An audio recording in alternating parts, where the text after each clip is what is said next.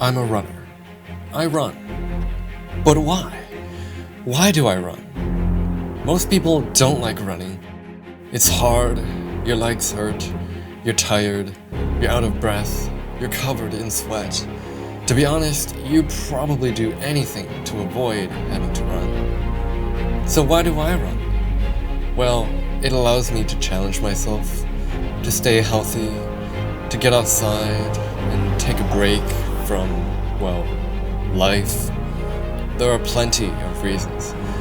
But the point is, every day I weigh these options, and I choose to run. The only difference is that you weigh these options and choose not to run. It's called approach avoidance conflict. A conflict where something, such as deciding whether or not to run, has both positive and negative aspects. For me, the positive aspects win out, whereas for you, the negative aspects tend to prevail. And that is the psychology of running. The end. Okay, I'm just kidding. It's not over yet. Let's talk some more about why I run, eh?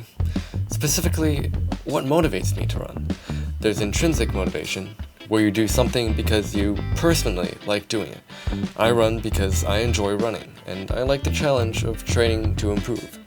There's also extrinsic motivation, where you do something because of some external reward. That could be running in order to earn patches and ribbons, but I try not to rely on extrinsic motivation too much, because that could lead to a decrease in my intrinsic motivation, called the over-justification effect, which would not be good. Another way to look at it is through the eyes of a guy named David McClelland. In his theory of human motivation, he says that we'll have three main motivators: a need for achievement, for affiliation, and for power. And each of us has one motivator that is dominant.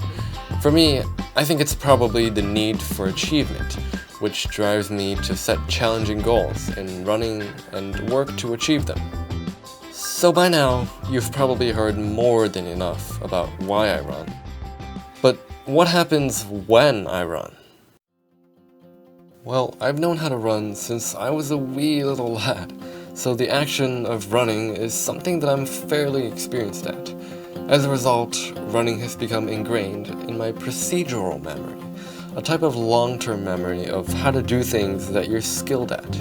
Procedural memory is stored up in the cerebellum, which also happens to control balance and coordination, so it essentially ensures that I don't forget how to run, or fall over, or somehow trip on a leaf. And speaking of the brain, let's go to the hypothalamus, which also does stuff. You see, as we so astutely observed earlier, running causes your legs to hurt. In response, the hypothalamus tells the pituitary gland to release endorphins, a neurotransmitter that acts as the body's natural painkiller and can lead to a euphoric feeling called a runner's high. But what if, say, I'm running along, feeling that runner's high, and I arrive at an intersection? How do I know when to cross? Well, of course, I need to use my sense of sight. First, light reflects off of the cars and into my eyes. It passes through the cornea, the clear outer layer of the eye. Then it goes through an opening called the pupil. The iris, or the colored part of the eye, controls how much light the pupil lets in. Next, light passes through the lens, which focuses it onto the retina at the back of the eye. In the retina, cells called rods and cones transduce the light into neurosignals, which travel to the bipolar cells, then to the ganglion cells, and then to the optic nerve, which sends a signal to the occipital lobe. The occipital lobe processes the visual information and tells me when there aren't any cars, so I can cross without getting hit. Now, so far we've just been talking about easy runs, but what about actual races? Psychology tells us that we perform better when in the presence of an audience, a phenomenon called social facilitation.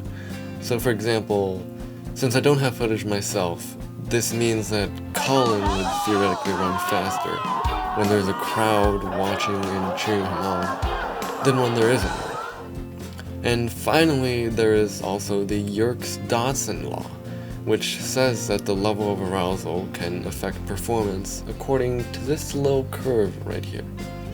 The optimal level of arousal is generally right in the middle. Not too anxious, but not too indifferent. This is when you would theoretically run the best.